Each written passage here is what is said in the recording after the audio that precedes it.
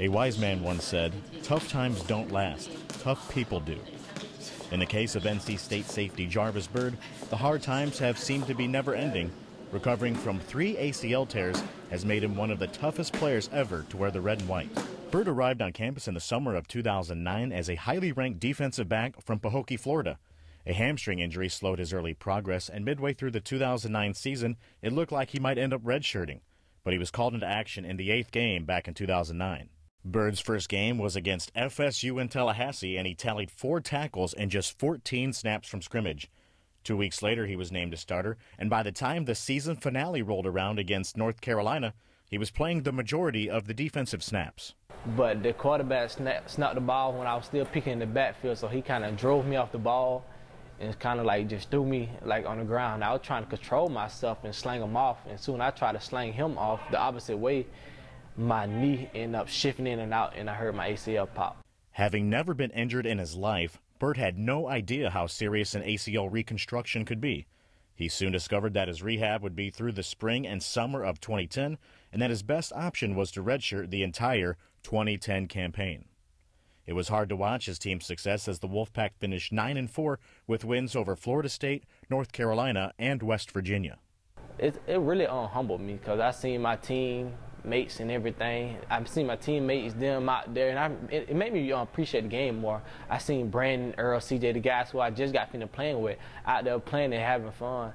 And I just wanted to be out there. So I just learned a lot. I became a student of the game. I studied more film. Then I just tried to become a smarter player overall. Byrd came back with a vengeance in the spring of 2011. After a solid spring, Byrd earned the starting job at the boundary cornerback spot in 2011.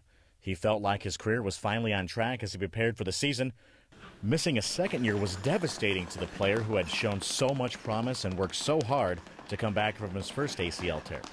Instead of focusing on football, he spent all of his time in the sports medicine facility rehabbing his knee and working on his degree. By the time the 2012 campaign rolled around, Byrd felt like the forgotten man in the Wolfpack defensive backfield. His disappointment grew to disillusionment as he became just a name on the roster who didn't see any action on the playing field. Following the season, however, Byrd began to see some light at the end of the tunnel when Dave Doran was named head coach of the NC State football program. When the new coaching staff came, I just felt like that was just a new opportunity, a new shot for me to like rebound. Byrd entered spring with a new mindset, determined to prove his worth to the new coaching staff. Just a few practices in, the new coaches came to him with a proposition. Would he be willing to move to safety? Train action was hard at first because I still had the mindset of a cornerback. But the further I got and the more coaching that I got, it helped me become like a better safety and like understand the game more. It didn't take him long to earn his starting job back at his new position. In addition to having success on the field, he earned recognition as a leader when he was named to the team's newly inaugurated Leadership Council.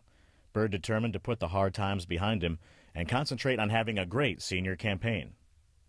He started the first 5 games of the season, playing almost every defensive snap. Then, the Wolfpack traveled to Wake Forest. Incomprehensibly, he suffered a 3rd ACL injury. This time, Byrd's feelings went from devastated to depressed. Getting cut block, blindsided by a guy from Wake Forest and just took out my ACL. He's seen multiple guys coming in and out of here, and he's seen the bad things of the injuries, such as what he's gone through with his ACL, and the minor things, such as the soft tissue things. And it's, you know, he's a really good motivator for our younger guys, and a guy that now, you know, a lot of the individuals on this team really look up to, you know, not just in the training room, but I think in the locker room as well. So he's a leader in a lot of ways. Even before he knew his 6th year had been granted by the NCAA, Byrd was working with the mindset that he was going to be a leader this year. I just want people to remember me as a fighter, somebody who never gave up. Like when all the odds was against me, all that adversity I faced, I never like gave up. I never turned my back on my team. I stayed there with them through the thick and thin, and just he a true champion. Byrd will earn his degree this month, and he's excited about the upcoming season. He hopes, however, that his legacy isn't defined by his tough times, but how he overcame them.